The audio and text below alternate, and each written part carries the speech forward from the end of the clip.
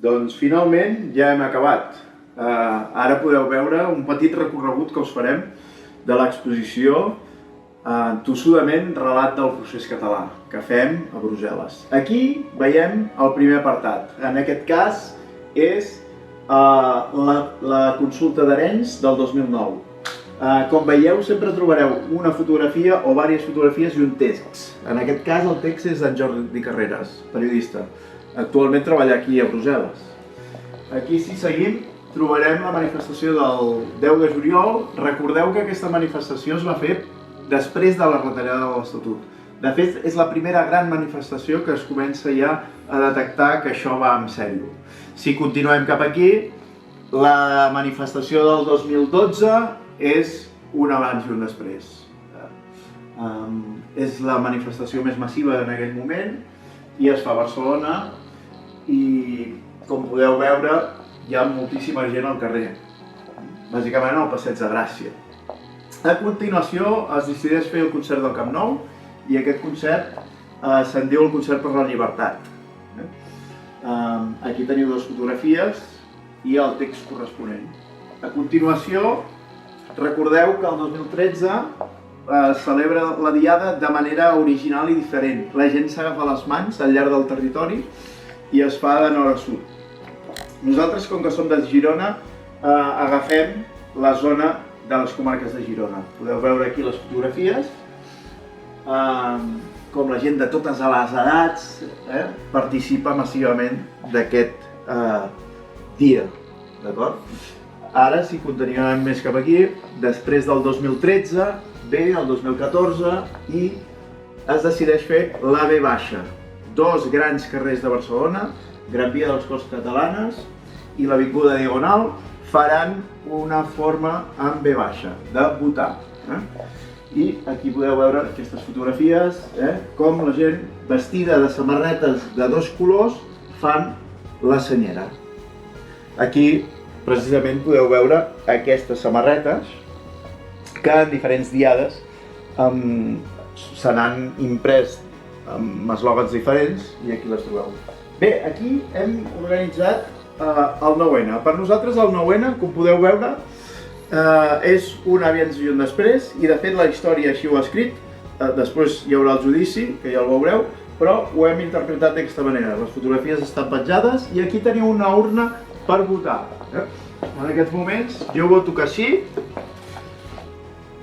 que vull que Catalunya sigui un estat i que aquest estat sigui independent.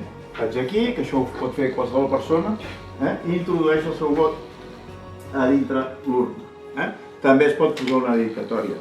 En aquesta estructura que veieu aquí, veieu que les urnes estan engabiades. De fet, ara estan perseguint les empreses que estan posant urnes o que volen fabricar urnes.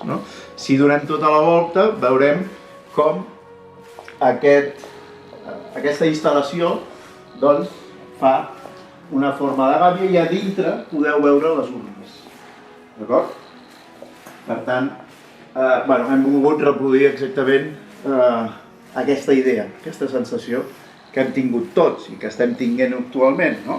El fet de tenir una urna, que el fet de votar, doncs és un problema per l'estat espanyol. Si continuem cap aquí, després del 9N, recordeu que va venir la Via Lliure. La Via Lliure es tractava d'omplir la Meridiana de punta a punta i esperar que en el moment 1714, a l'hora 1714, 1714, recordeu, passés el punter entremig de la gent.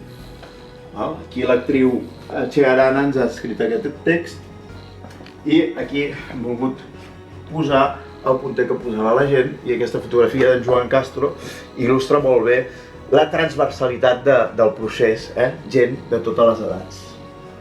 Bé, en aquesta sala acabem i després s'ha d'anar a la següent sala on trobarem la Diada del 2016.